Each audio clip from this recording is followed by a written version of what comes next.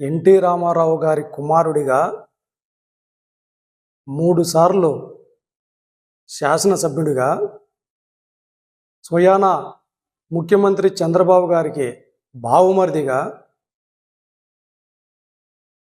సాక్షాత్తు అసెంబ్లీ వేదికగా 2 చేతులు జేబులో పెట్టుకొని అద్దాలు తలకు పెట్టుకొని తప్పతాగి అధికార మదంతో అహంకారంతో స్వయాన మాజీ ముఖ్యమంత్రిని, ఒక మంచి మనసున్నటువంటి గొప్ప వ్యక్తిని, మా నాయకుడు జగన్మోహన్ రెడ్డి గారిని సైకోగాడు అనే ఏకవచనంతో మాట్లాడినటువంటి బాలకృష్ణ గారు. అసలు సైకో అనేటటువంటి పదం ఎవరికి ఇస్తారు? మెంటల్ సర్టిఫికెట్ ఉన్నటువంటి వాళ్ళని సైకో అంటారు. అటువంటి మెంటల్ సర్టిఫికెట్ నీకు ఉందా లేదా? గుర్తు లేకపోతే మేము చూపిస్తాం. ఇప్పటికీ మెంటల్ సర్టిఫికెట్ పెట్టుకున్నటువంటి వ్యక్తి నువ్వు.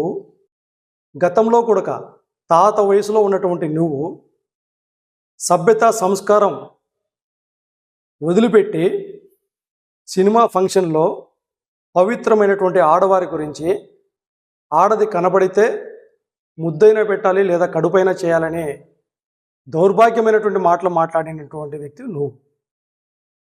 ఇదే జనసేన పార్టీకి సంబంధించినటువంటి కార్యకర్తల విషయంలో అలగా జనం అంటూ కించపరిచినటువంటి వ్యక్తి నువ్వు. ఇదే చిరంజీవి గారి గురించి గతంలో ప్రజారాజ్యం పార్టీ పెట్టినప్పుడు మా నాన్న మాదిరిగా ముఖ్యమంత్రి కావాలని కలలు కంటున్నాడు చిరంజీవి అనేటటువంటి వ్యక్తి, మా నాన్న కాలి గోటి కూడా సరిపోడు, ముఖ్యమంత్రి హోదా అనేటటువంటిది అది మా బ్లడ్లోనే ఉంది అని తాగి వాగినటువంటి వ్యక్తివి నీవు. నిన్ను సైకో అనాలా?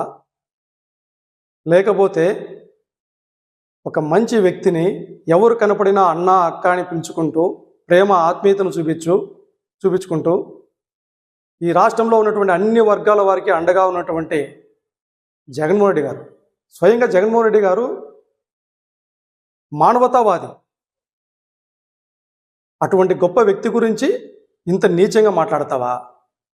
ఇదే నీ సభ్యత? ఇదే నీ సంస్కారం? ఇదేనా ఈ సమాజానికి నువ్వు ఇచ్చేటటువంటి సంకేతం? మేము చెప్తా ఉన్నాం. ఇవాళ పవన్ కళ్యాణ్ గారు కూడా మాట్లాడాలి.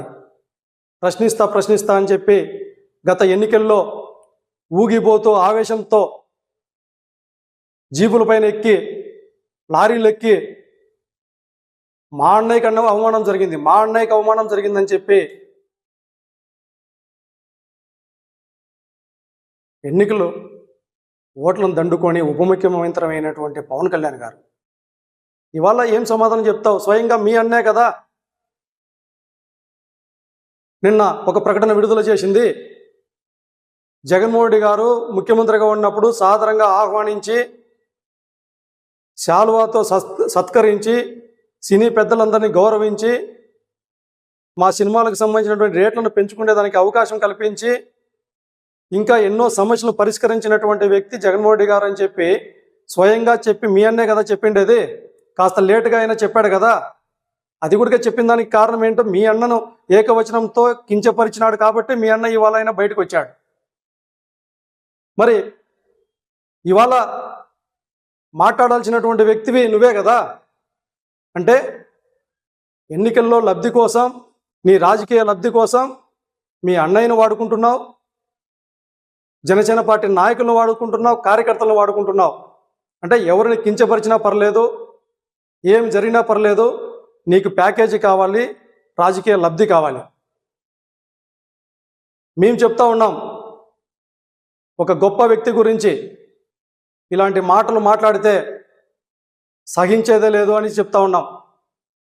జగన్మోహన్ రెడ్డి గారు ముఖ్యమంత్రిగా ఉన్నప్పుడు స్వయంగా నీకు సంబంధించినటువంటి బాలకృష్ణ గారికి సంబంధించినటువంటి బసవతారకం హాస్పిటల్ సంబంధించి వేల కోట్ల రూపాయలు గతంలో మీ బావ చంద్రబాబు నాయుడు గారు బకాయిలు పెట్టినటువంటి ఆరోగ్యశ్రీ నిధుల్ని మా నాయకుడు జగన్మోహన్ రెడ్డి గారు విడుదల చేయించినాడు. అంటే ఒకప్పుడు నీవు నీ ఇంటిలో ఒక నిర్మాత పైన కాల్పులు జరిపితే నీకు అండగా నిలిచినటువంటి కుటుంబం వైఎస్ఆర్ కుటుంబం. అప్పుడు రాజశేఖర రెడ్డి గారు నిన్ను కాపాడితే ఇవాళ బసవతారకం హాస్పిటల్కి సంబంధించి ఆరోగ్యశ్రీ నిధులు విడుదల చేసి జగన్మోహన్ రెడ్డి గారు నీకు అండగా నిలిచాడు. మీ తండ్రి గారి పేరుతో స్వయంగా కృష్ణా జిల్లాకు సంబంధించినటువంటి ఎన్టీఆర్ అనే పేరు పెట్టినటువంటి గొప్ప వ్యక్తి జగన్మోహన్ రెడ్డి గారు. నువ్వు కృతజ్ఞతగా ఉండాల్సినటువంటి కుటుంబం ఏదైనా ఉందంటే వైఎస్ఆర్ కుటుంబం. కృతజ్ఞతగా లేకపోగా ఈ విధమైన మాటలు మాట్లాడతావా? నీ తండ్రి అధికారాన్ని లాక్కొని నీ తండ్రిని మానసికంగా వేధించి చంద్రబాబు నాయుడు గారికి ఊడిగం చేసుకుంటూ తప్పతాగి అసెంబ్లీలో మాట్లాడతావు. రోడ్డు పైన కనపడితే ఏ ఫంక్షన్కి పోయినా కూడా మీ పార్టీ కార్యకర్తలనే కొడతావు. సైకో చేష్టలు చేసుకున్నటువంటి వ్యక్తి నువ్వా మా నాయకుడి గురించి మాట్లాడేది? వెంటనే బహిరంగంగా క్షమాపణ చెప్పాలి. వైఎస్ఆర్ కాంగ్రెస్ పార్టీగా తీవ్రంగా ఖండిస్తూ ఉన్నాం. ప్రకృతి కూడా ఇలాంటి మాటల్ని సహించదు. హెచ్చరిస్తూ ఉన్నాం ఈ సందర్భంగా బాలకృష్ణ గారికి. మా నాయకుడు మాకు సంస్కారం నేర్పించాడు, క్రమశిక్షణ నేర్పించాడు కాబట్టి ఇప్పటికిగా మర్యాదగా మాట్లాడుతూ ఉన్నాం. ఇలాంటి వ్యాఖ్యలు మరొకసారి చేస్తే బాగుండదు అనేసి ఈ సందర్భంగా తెలియజేస్తూ, ఏదైతే జగన్మోహన్ రెడ్డి గారు గతంలో ముఖ్యమంత్రిగా ఉన్నప్పుడు ఈ పేదలకు సంబంధించినటువంటిది 31 లక్షల మంది అక్కచెల్లెమ్మలకు ఇంటి పట్టాలు ఇచ్చినటువంటి చరిత్ర జగన్మోహన్ రెడ్డి గారిది.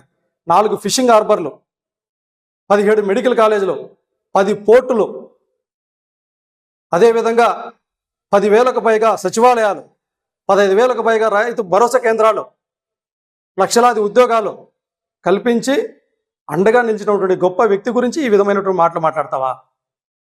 అంటే కేవలం అసెంబ్లీని కూడా డైవర్షన్ పాలిటిక్స్ వాడుకుంటారా? మీకు జరిగితే ఒకటి, ఎదుటోళ్ళకి జరిగితే ఇంకొకటే. ఖబర్దార్ బాలకృష్ణ గారు.